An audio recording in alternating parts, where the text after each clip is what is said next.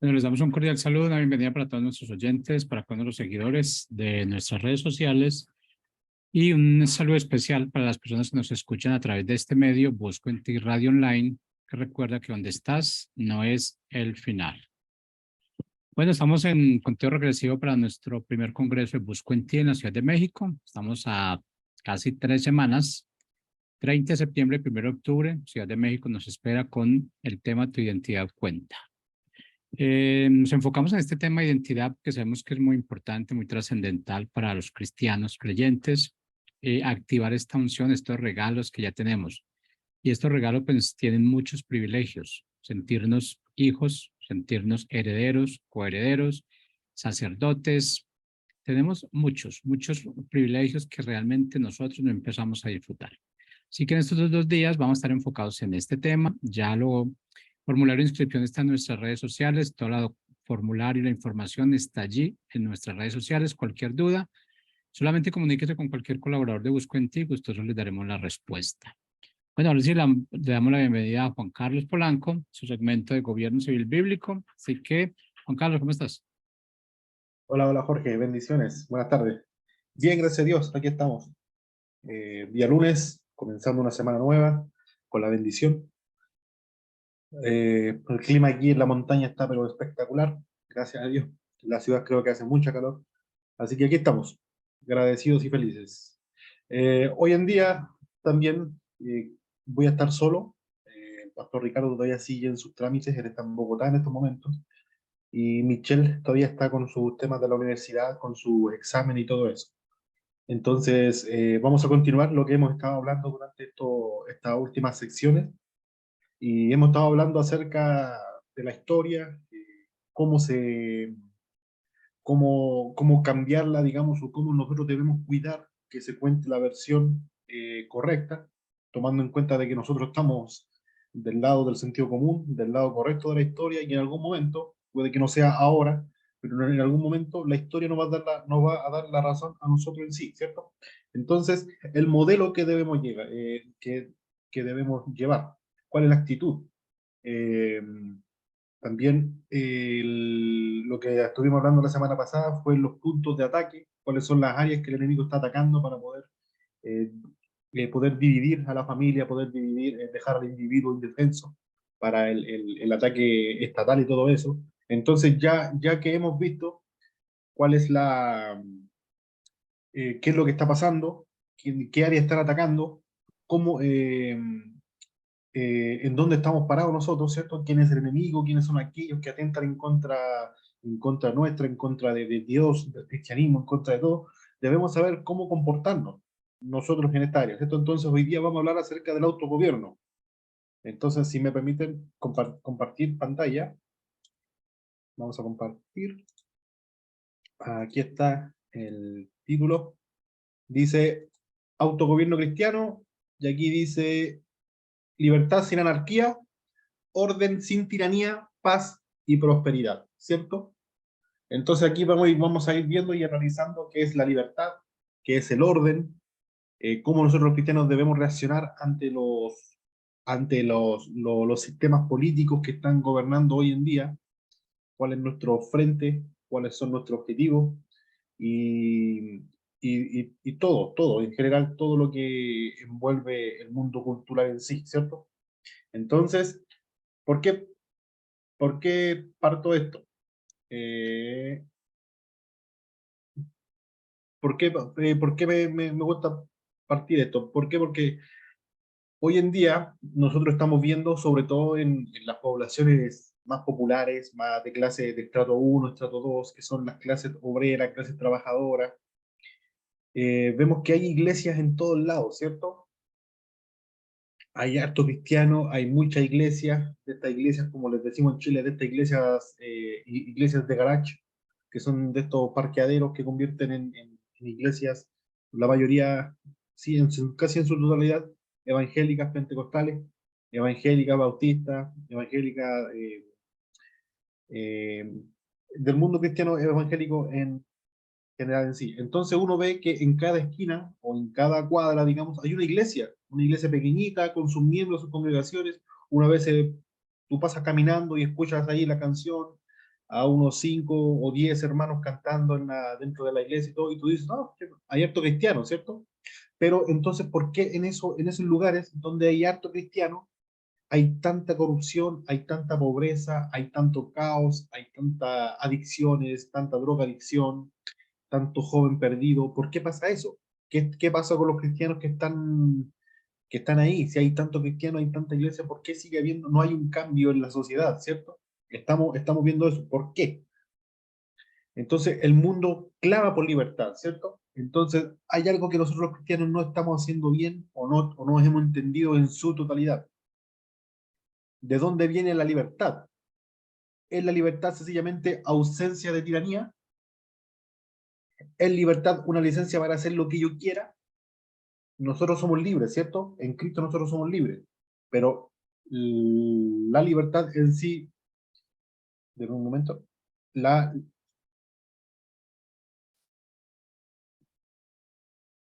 Ay, disculpe. Entonces, como cristianos debemos saber cómo responder a estas preguntas para ser efectivos en esta batalla de ideas, en esta batalla cultural, ¿cierto? Y en establecer el reino de Dios. ¿Por qué? Hoy en día no estamos dando esta batalla, no estamos respondiendo a estas preguntas. Lo que hacemos es convertir a la iglesia en un búnker y nos encerramos, nos metemos ahí. Y si le hablamos a alguien de Dios, es para que esta persona se meta con nosotros, se encierre de nuevo y no estamos afectando ni un área de la sociedad, sobre todo el mundo de la política, el mundo de la cultura, el mundo del entretenimiento, nada de eso. El mundo de la economía, nada. Solamente nos enfocamos en lo eclesial, en lo ministerial, en lo que nosotros consideramos que es santo, ¿cierto? Que es digno de la honra de Dios. Entonces, las instituciones sagradas fueron cimentadas en la filosofía bíblica de autogobierno cristiano. ¿Por qué digo esto? Porque nosotros, como dije hace un rato, pensamos así. Pensamos que el gobierno, la economía, la educación, pensamos que las artes, la cultura, todo eso no es cristiano, no es bíblico, no es de Dios, y nosotros nos enfocamos en lo que sí es de Dios, ¿cierto? En lo ministerial, en ya por ahí la familia, pues, conocemos la familia como esta institución divina, digamos, pero más allá no lo hacemos, ¿cierto? Entonces, si hay algo que hay que tener claro, es que las instituciones sagradas, ya la próxima semana vamos a ir hablando sobre las esferas de la sociedad. Estas esferas de la sociedad, gobierno civil, familia, eh, empresa privada o organizaciones voluntarias, estamos hablando de individuos también, todo este tipo de organización, iglesia también, estamos hablando y fueron cimentadas, fueron construidas bajo la idea de que fueran guiadas con la filosofía bíblica y bajo el autogobierno cristiano, ¿cierto? Para que funcionen bien.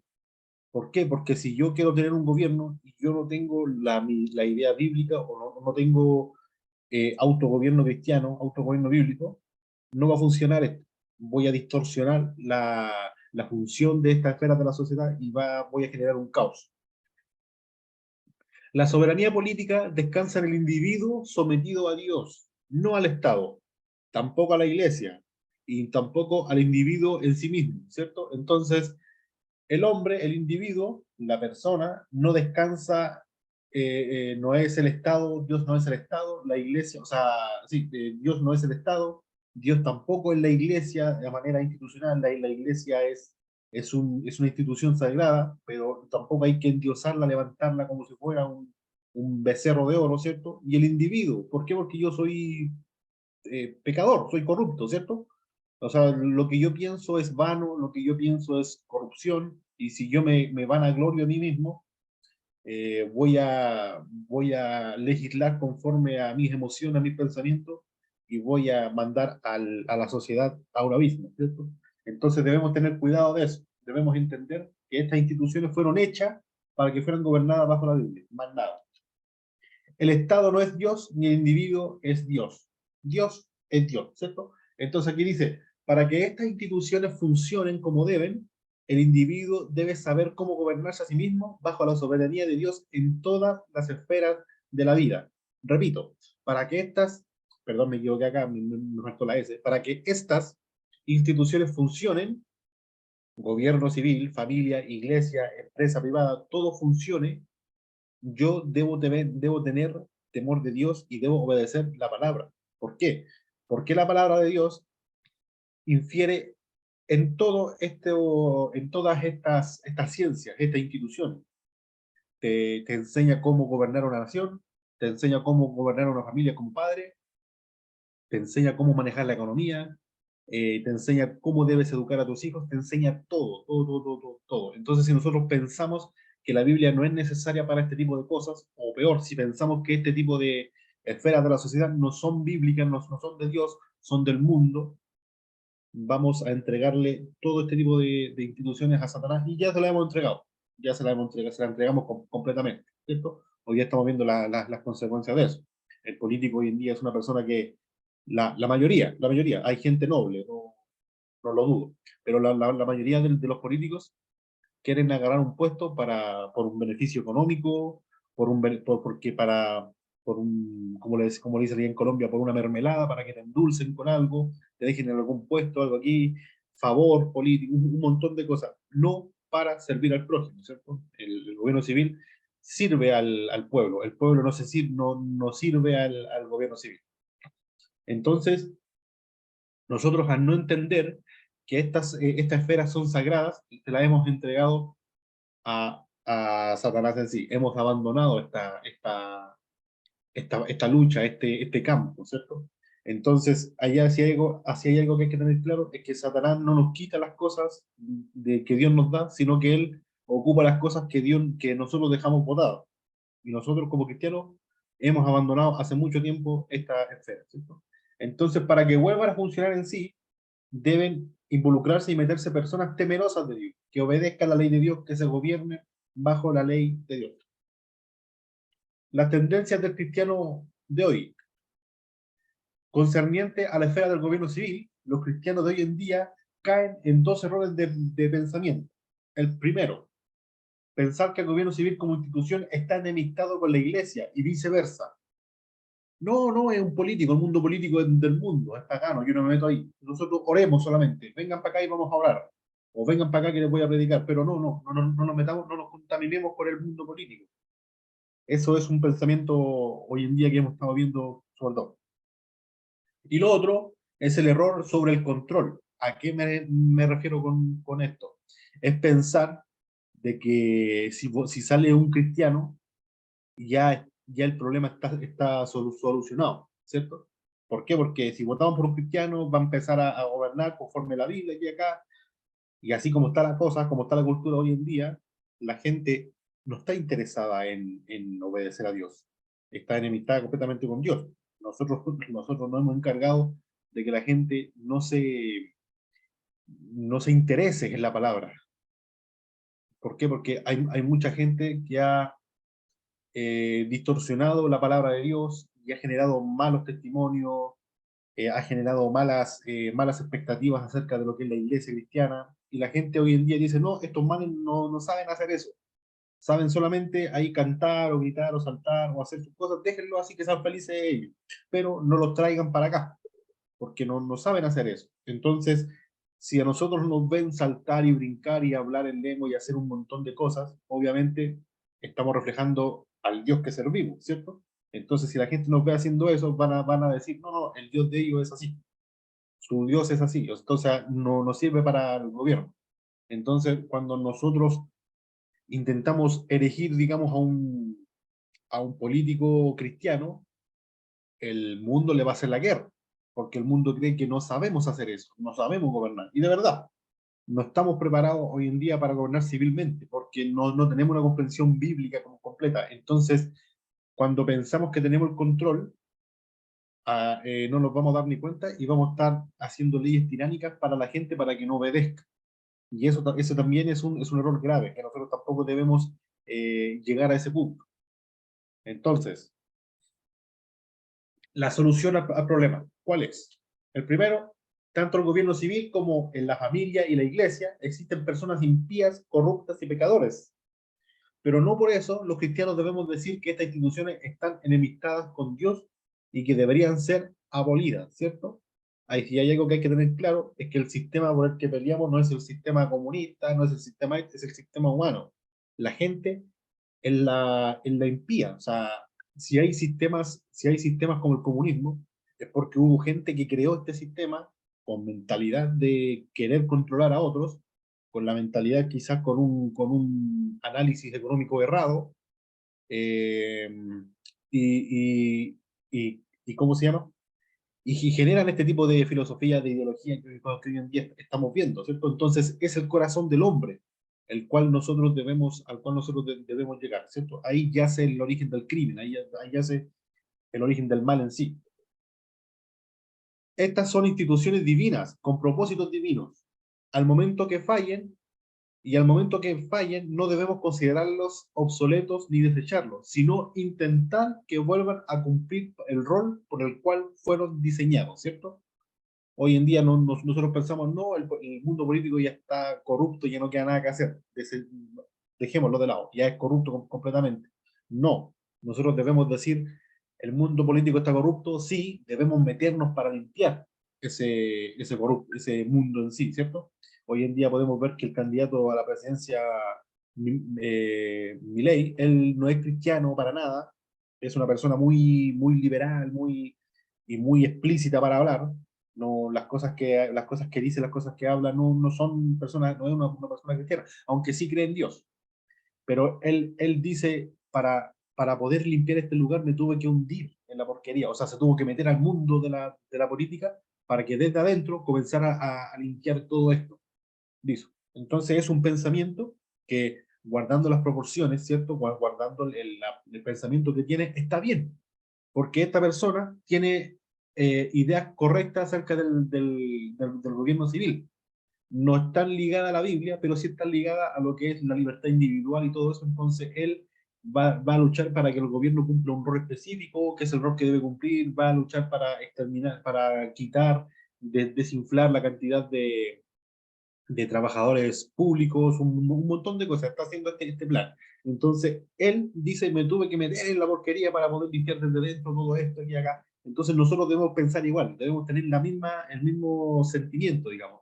Meternos acá, estar preparados a que nos ataquen por donde sea, ¿cierto? Debemos estar claros de que el enemigo no nos viene a tirar tomates, ni nos viene a romper huevos en la cabeza, ni mucho menos nos viene a quebrar la uña ni a hacer bullying, ¿cierto? Sus objetivos son claros, y son tres: robar, matar y destruir. O sea, eso es lo que él va a buscar con nosotros: destruirnos, nos van a blasfemar, van a inventar cosas nuestras, nuestra identidad nos las van a pisotear, van a intentar pisotear nuestro orgullo como cristiano, un montón de cosas, y nosotros debemos estar preparados, parados sobre la roca para aguantar la tormenta que se viene. Por eso te digo, hay que tener valentía para elegir la tercera vía, el autogobierno cristiano. Entonces, eh, la fuente de la libertad. Dice, en el siglo XIV, sí, en el siglo XIV, John Wycliffe concluyó que si las personas de una sociedad se gobiernan a sí mismas, rechazando la maldad y haciendo el bien voluntariamente, no necesitarían de un gobierno de fuerza externa para que los controle. O sea, él concluyó y dijo, si cada una de estas personas, él vio que en su alrededor había mucha oscuridad, mucho mal, mucha corrupción, mucha ignorancia bíblica. Entonces, si hay mucha ignorancia bíblica, la vara moral se corre, automáticamente se corre, ¿cierto? Porque es Dios el que instaura una moral absoluta. Entonces, si la gente no conoce esa moral, va a correr esa moral o va a reemplazarla con la moral humana y todo eso. Y la moral humana es limitada, es corrupta, es pobre, es ciega, sorda, muda, no sabe lo que hace, ¿cierto? Entonces John Wycliffe concluyó y dijo, si las personas supieran leer la Biblia, si tuvieran el acceso a la Biblia, estamos hablando del contexto en el que la iglesia católica tenía el control absoluto sobre la palabra de Dios, solamente ellos podían interpretarla y leerla, no la gente en general. Entonces John Wycliffe dijo, si la gente pudiera leer la Biblia, pudiera entenderla, comenzarían a hacer bien las cosas y no necesitarían de un gobierno externo que los controle, porque ellos serían capaces de controlarse a sí mismos. haciéndolo lo bien. Entonces, este pensamiento a este señor, John Wycliffe, y la frase era esta: el dominio le pertenece a la gloria, perdón, a la gracia, disculpe. El dominio le pertenece a la gracia. Es Dios solamente el que cambia los corazones. Entonces, esta persona dice, este pensamiento hizo que dedicara su vida a que la Biblia se difundiera por todos lados y todos tuvieran acceso a ella. Él comenzó a trabajar, tradujo la Biblia del latín y del hebreo, la tradujo al inglés para que las personas de aquella época pudieran leerla, pudieran tener acceso a ella. Comenzó a repartirla al pueblo, comenzó a leérsela al pueblo para que la gente tuviera ideas de lo que dice la palabra de Dios, porque tomemos en cuenta de que la iglesia romana en aquel tiempo engañaba a la gente con los indultos, con un montón de filosofías paganas, que él inventó el purgatorio, inventó un montón de cosas, digamos, ¿cierto? ¿Para qué? Para controlar económicamente a la gente, mantenerla esclavizada, quitarle plata, para que ellos siguieran erigiéndose como estas grandes instituciones religiosas. Entonces, él comprendió que facilitar la Biblia en las manos de la gente lograría este cambio de gobierno. Las personas leyendo la Biblia podrían llegar a conocer a Dios por medio de Cristo y reformarían sus vidas de acuerdo a los principios bíblicos en todas las áreas: familia, iglesia y finalmente gobierno civil, lo que hemos estado hablando. La fuente de la libertad de una nación está ampliamente ligada al carácter cristiano individual. Esta es una frase de él. Entonces, John Wycliffe tradujo la Biblia al inglés, dio su vida dio su vida por la causa de que la gente tuviera el acceso a la palabra de Dios, hizo un excelente trabajo, discipuló gente para que la gente siguiera con el trabajo, y lo pilló la iglesia y lo quemaron vivo. Lo quemaron en la hoguera. Entonces entregó su vida a esta causa, un hombre de convicción en sí, un verdadero cristiano, un radical. Entonces, la educación es clave, ¿cierto? Lo que vimos recién, nos damos cuenta de que si nosotros educamos a la gente, es la clave para que no vengan tiranos, tiranuelos de todos los colores políticos, ya sean rojos, ya sean azules, ya sean de cualquier color, vengan a decirnos qué está bien y qué está mal, porque nosotros ya tenemos una verdad, una moral total, que es la Biblia. La libertad depende del entendimiento que tengas de la Biblia, dice acá. Debemos tener el entendimiento de cómo nuestra cultura ha sido secularizada. Ojo, ojo con esto, tenemos una cultura que hoy en día, jóvenes que aborrecen la iglesia, aborrecen a Cristo, aborrecen todo lo que la Biblia nos enseña. ¿Por qué? No porque la hayan leído y hayan comprendido o sea, no porque la hayan leído y hayan sacado una conclusión propia, sino porque lo han educado desde pequeñito, que la Biblia es una inutilidad a la hora de aplicar gobierno, a la hora de aplicar esto. Y si viene alguien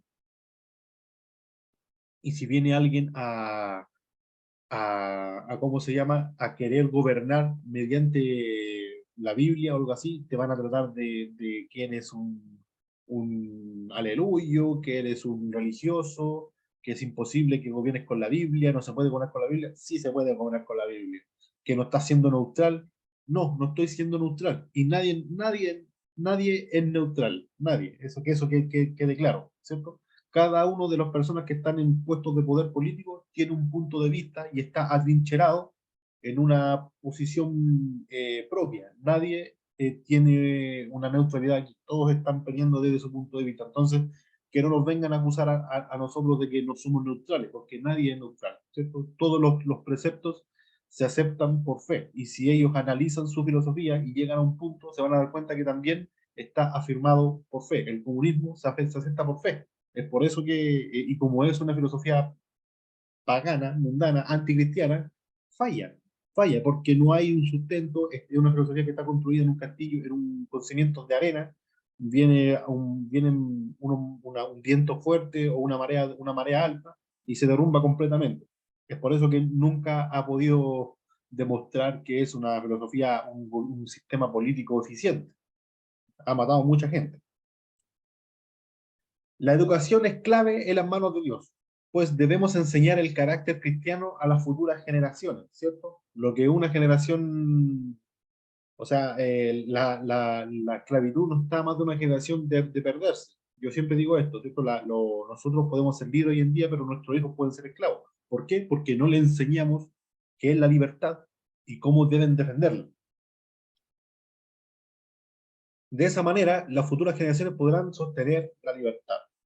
Entonces, mente de esclavos. En la Unión Soviética, el carácter de las personas había sido formado para ser dependientes del Estado para su provisión, dirección y control. O sea, el Estado controlaba la vida, la mente y la voluntad de las personas.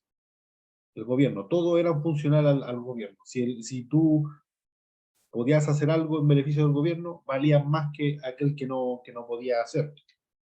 Ellos decían, nos darán libertad externa, pero nos quitarán la comida, ¿cierto? Y a quién le recuerda esta frase, ¿cierto? Para que hagan un poquito de memoria. Le voy a dar un versículo. Algo parecido dijeron los hijos de Israel en el desierto. Dijeron esto. Y la gente extranjera que se mezcló con ellos tuvo un vivo deseo. Y los hijos de Israel también volvieron a llorar. Dijeron, ¿quién nos diera a comer carne? Nos acordamos del pescado que comíamos en Egipto, de balde completamente, ¿eh? De los pepinos, los melones, los puerros, las cebollas, los ajos. Y ahora nuestra alma se seca, pues nada sino este maná ven nuestros ojos. ¿Se dan cuenta, no? Comenzaron a extrañar, a echar de menos la comida que le daban en Egipto. Y él aquí dice que comíamos en Egipto de balde, o sea que comían gratis. Pero había un pequeño problema. El asunto era que el pescado, los puerros y las cebollas no eran gratis. El pueblo tenía que pagar con su vida de servicio al Estado. Pero esta vez el pueblo tenía que depender de Dios. O sea, Dios le estaba enseñando autogobierno, le estaba enseñando a depender de Él, a ser responsables, háganse responsables de sus vidas, ya no sean esclavos, ¿cierto? Tenía que recoger el maná, o sea, tenían que trabajar. Aquí lo que está diciendo es que tenían que levantarse temprano, ir con no sé si irán con unos baldes, con algo a buscar y después volver de nuevo a comer, y quizás tenían que ir de nuevo para allá, ¿cierto? Y aparte tenían que estar contentos y agradecidos por lo que Dios les estaba dando, ¿cierto? De forma individual tenían que controlar su propia actitud, su lengua y una tarea difícil. Tenían que tomar la iniciativa de recoger el maná para cada día, así que les pareció que era más fácil vivir en Egipto. Fíjense en este pensamiento, porque es un pensamiento que es milenario, no ha parado, este pensamiento no ha parado hasta el día de hoy. Vemos personas, el otro día estaba viendo un video de un muchacho venezolano, orgulloso él, se grababa en un video haciendo un en vivo, y decía a la gente, decía, muchachos, vénganse a Estados Unidos, decía, estos gringos están locos, decía él, decía, aquí yo no he tenido que trabajar, lo único que hago es pedir, pedir, pedir, y la gente me da, como claro, un dolarito para allá, me hago $100 diarios, $200 diarios. ¿Qué? Trabajar es para gente tonta, para gente esclava, decía él. Vénganse para acá. Entonces, ese pensamiento estatista de depender de alguien más, el decir yo soy víctima y por eso denme, es el pensamiento que a los comunistas les gusta. Entonces, hay mucha gente que considera esto es una mentalidad de esclavo, que es mucho más fácil ser esclavo de alguien, pero que ese alguien me alimente. Total, todo lo que tengo que hacer es trabajar para él nomás todos los días hasta el resto de mi vida, pero voy a tener asegurada la comida, un techito, y un montón de beneficios más, ¿cierto? En los Estados Unidos, cuando se penalizó la esclavitud en el sur, cuando Abraham Lincoln ganó la guerra civil y en el sur de Estados Unidos era ilegal tener esclavos, muchos esclavos, todavía había un sesgo racista aún, a la gente negra le costó mucho salir adelante, ya eran personas libres, pero sí le costaba mucho. Eh, pero hubieron mucha gente negra que al verse que tenían que trabajar para ellos mismos, al verse que tenían que pagar quizás cuentas, que construir su casa, todo, decidieron voluntariamente viajar hacia el norte y dejar que los tomaran de esclavos de nuevo para no tener que hacer eso, porque ya su mente estaba con un chip completamente esclavo. Entonces preferían volver a ser esclavos, ir al norte de Estados Unidos, lo que es Mississippi, todas estas partes, Carolina del Norte, todo este tipo de ciudades grandes que aún la esclavitud era legal, decidían llegar, los esclavizaban y estaban tranquilos porque tenían que trabajar todos los días y le iban a dar ahí su comida diaria y todo eso, no tenían que preocuparse de ellos mismos, porque alguien ya les daba. Ese es el pensamiento de esclavo, es un pensamiento que nosotros los cristianos es imposible, no compatibilizamos nosotros con ese pensamiento, no podemos hacerlo. Si tú eres cristiano y piensas que el Estado debe darte, autoanalízate, lee la palabra de Dios y te vas a dar cuenta de que no puedes pensar de esa manera como cristiano. No le puedes servir a dos señores. No le puedes servir a Dios y al César al mismo tiempo. O le sirves a Dios o le sirves al César, pero no le puedes servir a los dos al mismo tiempo. Bueno,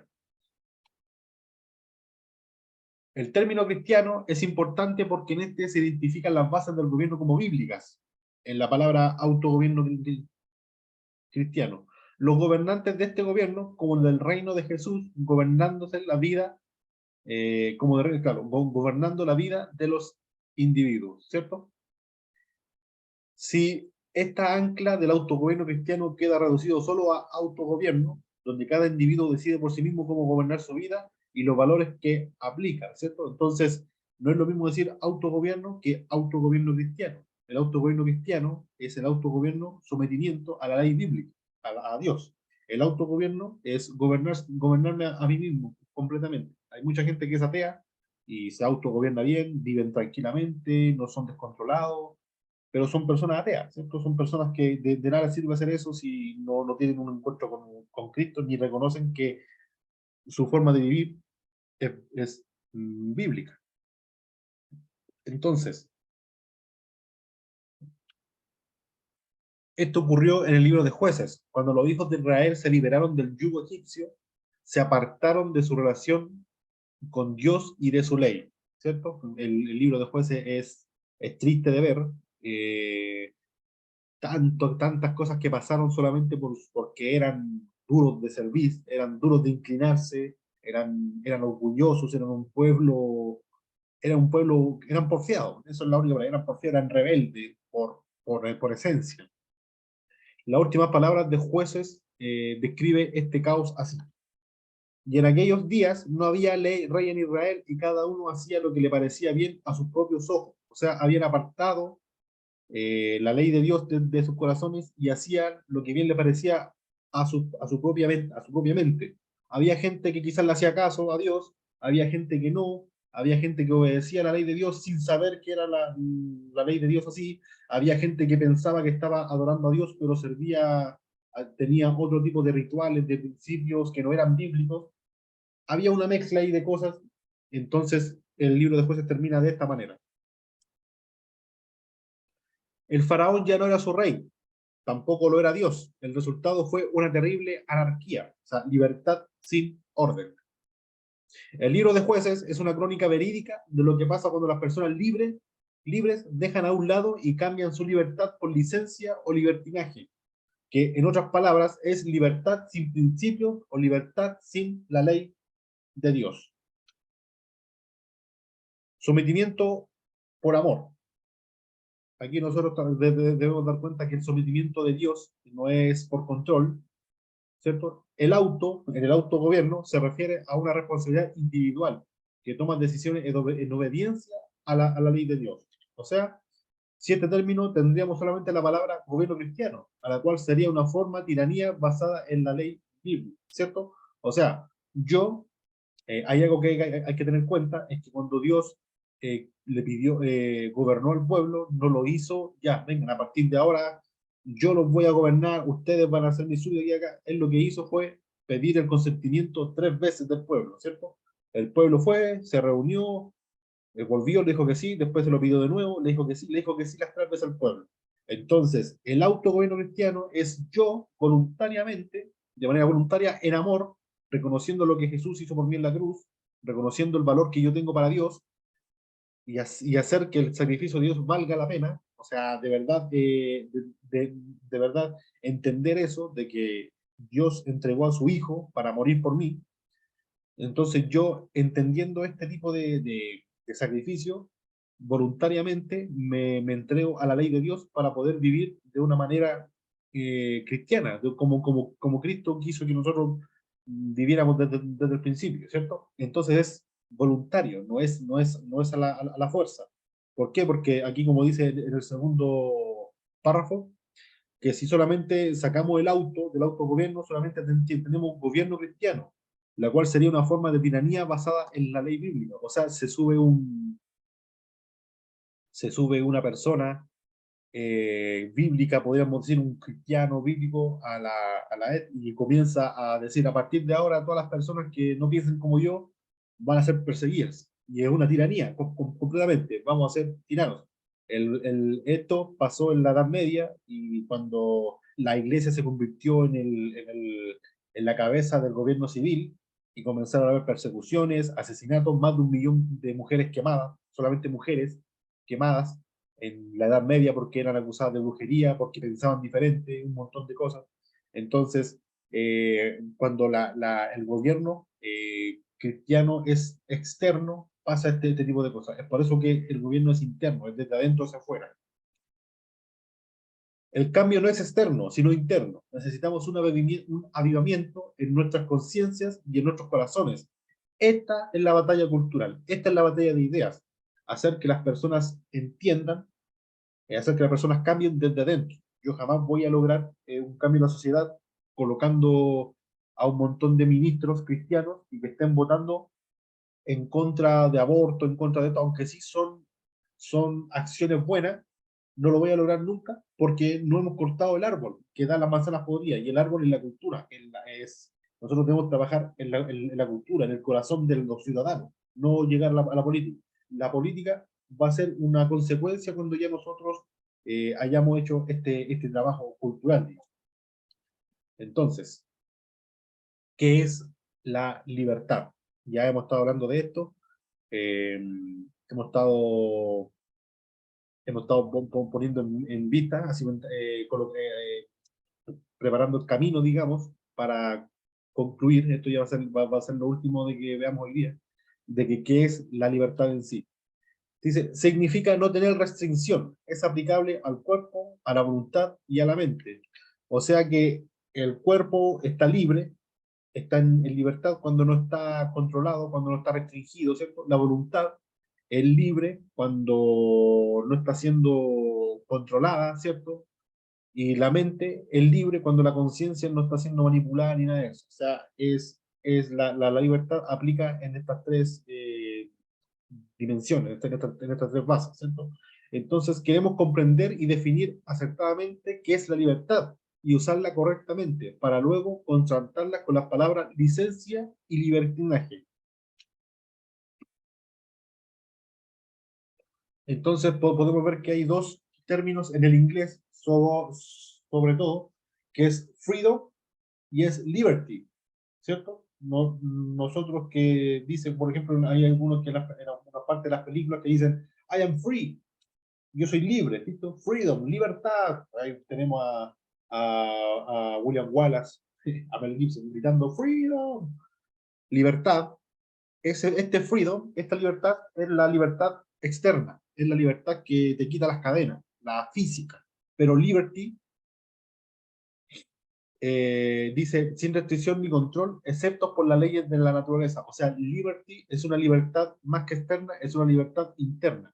Porque freedom, por ejemplo, un preso puede quedar freedom, ¿cierto? Él es libre, pero este preso no es libre internamente. Entonces va a salir de la cárcel y va a volver a cometer crímenes, porque él no es libre, no está regido bajo la ley de Dios. Él es esclavo de sus pasiones, no tiene autocontrol. Entonces, liberty aplica esta libertad interna, ¿cierto? Entonces, Noah Webster, el académico, en el diccionario de Noah Webster 1828, definió las leyes de la naturaleza, lo que dice aquí arriba, como reglas de conducta que surgen de las relaciones naturales entre los seres humanos establecidas por el Creador. O sea, estas reglas de conductas son los 10 mandamientos. Y la regla de oro: amarás a Dios sobre todas las cosas y amar a tu prójimo como a ti mismo, ¿cierto? Entonces, cuando yo soy, a diferencia de freedom, cuando yo soy liberty, cuando yo soy libre de verdad, y aquí dice, entonces mientras libertinaje es total libertad, casi licencia para todo, la verdadera libertad significa todo lo que es bueno y lo que es correcto. Libertad significa ser responsable, no incluye hacer el mal. La libertad no me permite pasar a llevar los derechos fundamentales de las demás personas. Voy a darle un ejemplo, parece que ya lo he dado acá. Pensemos que queremos viajar, por ejemplo, de aquí hasta, desde Bucaramanga, yo estoy en Bucaramanga, queremos viajar hasta Bogotá o hasta Medellín, ¿cierto? Yo tengo total libertad para agarrar un carro, agarrar una moto, lo que sea, y viajar. Pero para llegar vivo y llegar sano a mi destino, tengo que someterme a las leyes de tráfico, ¿cierto? Yo no puedo llegar y viajar como a mí me plazca. No puedo saltarme la vía o pasarme a la otra vía. No puedo pasarme los semáforos rojos. No puedo ignorar las señaléticas que me dan. ¿Por qué? Porque estoy poniendo en riesgo mi vida y también estoy poniendo en riesgo la vida de otras personas, ¿cierto? A que atropelle a alguien o choque con alguien o haga ahí un montón de cosas. Entonces, yo soy libre, pero para que la libertad me sea de beneficio, para yo estar vivo, tengo que someterme a la ley, ¿cierto? Y en este caso debemos someternos a la ley de Dios. Esa es la verdadera libertad, hacer todo lo que es bueno. O sea, en resumidas palabras, nosotros fuimos hechos para glorificar a Dios. Y Dios quiere que nosotros vivamos en plenitud, vivamos plenamente, o sea, vivamos libre, verdaderamente libre, que controlemos este mundo, que lo subyuguemos, que cultivemos, que hagamos todo el mandato cultural que Él nos dio al principio. Pero para eso, Él puso parámetros, ¿cierto? Él puso parámetros morales que nosotros no debemos romper, porque si rompemos, ciertamente vamos a morir. Dios dice eso, o sea, si no me hacen caso, ciertamente morirás. Este es el fruto del conocimiento del bien y del mal, y si lo comen, ciertamente van a morir. Entonces lo que hizo el hombre al comer el fruto, le dijo subconscientemente a Dios, o sea, le dijo de manera indirecta, le dijo, Dios, a partir de ahora, yo decido lo que es bueno y lo que es malo. Tú ya no me dices eso. O sea, fue un acto de rebeldía total. El hombre comenzó a andar sin Dios. Y ya hemos estado viendo las consecuencias de ese acto tan triste, ¿cierto? Tan lamentable en sí. Entonces la idea aquí es un techubá, es volver al origen, volver a la Biblia, a lo que Dios quiere que nosotros eh, que nosotros nos sometamos a Él por absoluto. Entonces, analícense, ya, ¿sí? Dejar de compartir, ya. An- Analicen la palabra de Dios, pregúntense, eh, lean Génesis y digan, ¿habrá sido el plan de Dios original un gobierno civil? ¿Habrá sido un plan de Dios original este tipo de cosas, este tipo de cosas? El gobierno civil es bíblico. Ojo, hemos estado hablando todo este tiempo que el gobierno es una institución divina, pero el gobierno civil se creó por la consecuencia del mal comportamiento del hombre. Y el hombre se portó mal, ¿por qué? Porque fue rebelde ante Dios. Él comenzó a pensar lo que era bueno y lo que era malo. A partir de ese momento de que comió el fruto, el bien y el mal, él, como dije hace un rato, él le dijo a Dios, yo decido por mí, tú ya no decides por mí. Entonces comenzó a desviar su camino y Dios, en su infinito amor, estableció el gobierno civil para poder controlar el mal que hay en el mundo. Entonces,